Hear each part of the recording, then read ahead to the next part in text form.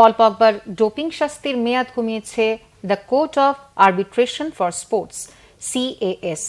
ফরাসি ফুটবলারের আবেদনের পরিপ্রেক্ষিতে শুক্রবার 4 বছরের নিষেধাজ্ঞা কমিয়ে 1.5 বছর করেছে খেলাধুলা সংক্রান্ত বিরোধ নিষ্পত্তির এই আন্তর্জাতিক সংস্থা।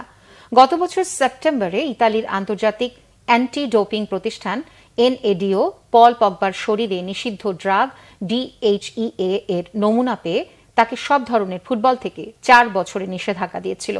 গত বছর 20 আগস্ট ইতালির সিরিয়াল লিগে উদিনেসের বিপক্ষে 3-0 গোলে জয় পাওয়া জুভেন্টাসের উদ্বোধনী ম্যাচ পল পগবার বিপক্ষে নিষিদ্ধ ড্রাগ সেবনের অভিযোগ ওঠে। NADO শাস্তি দেওয়ার পর বিষয়টি মীমাংসার জন্য এবছর ফেব্রুয়ারিতে the court of arbitration for sports CAS এর শরণাপন্ন হন জুভেন্টাসের 31 বছর বয়সী এই ফরাসি মিডফিল্ডার।